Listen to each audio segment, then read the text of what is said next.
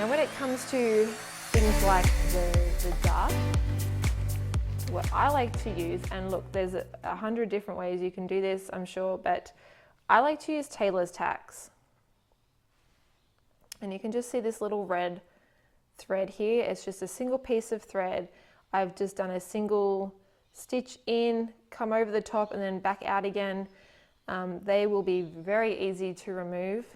And I just find that they're quite easy to see without having to mark your fabric. And I know there's a lot of washable pens and things like that out there, but when I am using something that is quite light, I do prefer to use the tailor's tacks. So I'm just about to put the tailor's tacks into my second front piece.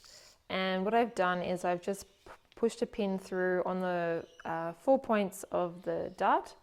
And I'm just going to sew that. I'm just going to come in, just a couple of threads in the fabric. I'm going to pick it up, come through once. Just pull that through because I only need one piece of thread. There's a bit of a tail, and then pick up the same point again, pull that through and trim it off. And there's my tailor tack. In this version of the Savannah, I am going to make the dress with the side seam pocket only.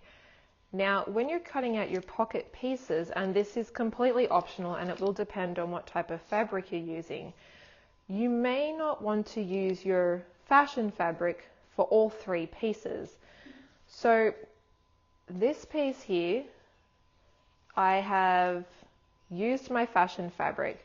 That'll be the back of the pocket that gets pushed forward. So you might see this part of the pocket whilst you're wearing the dress.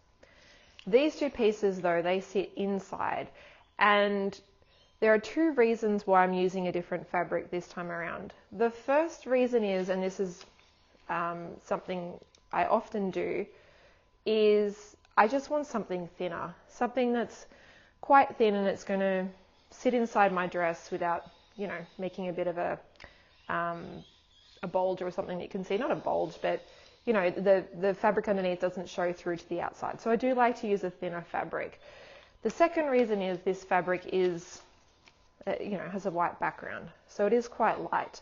Now you're still going to see my pocket bag through the fabric, but I didn't want to have a sort of the fashion fabric on the inside, the print showing through to the outside. So I've opted to use just the fashion fabric for this piece of only, and just a plain white, and this is a very light cotton lawn for the inside of the bag.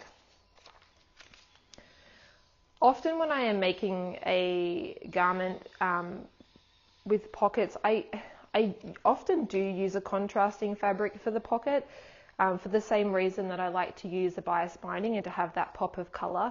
So I don't want to deter you from doing that, because that is something that I do quite a lot.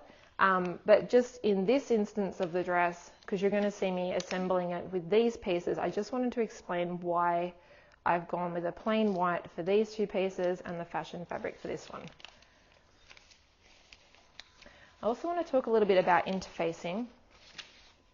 So there are two pieces that are going to need interfacing, and one of them is the back facing and the neck and the front facing. I'm not going to be able to fit this whole piece under the camera right now. These two pieces need interfacing, and of course there's two of these pieces, so you're actually cutting three. Now again, completely optional what you want to use, but I personally have found the best interfacing for a facing like this is a weft interfacing, and I really wish that I had cottoned onto this stuff a lot earlier. This just has a really nice drape. I find that when you fuse it, I don't know if you've ever had issues with interfacing bubbling or anything like that, but that I find, for me personally, that doesn't tend to happen with a weft interfacing, and it just doesn't really take away from that drape. And this dress doesn't have, like, it's not a super drapey dress, but I just feel that anything stiffer than this would take away from the dress, just a little bit. And because I've literally just bought this one, I'm going to show you what this is that I have. And this is just from my local sewing store. And okay, we're almost ready to start sewing. And before we attach the interfacing to the fabric, just one more thing I'd like to show you. And that is just to check when you go to iron that everything is still the right shape. So you can use this pattern piece under your interfacing and your fabric, or over the top, whichever way works for you. But I do recommend rechecking your pattern pieces at the right size before you fuse that interfacing on top with your original pattern piece.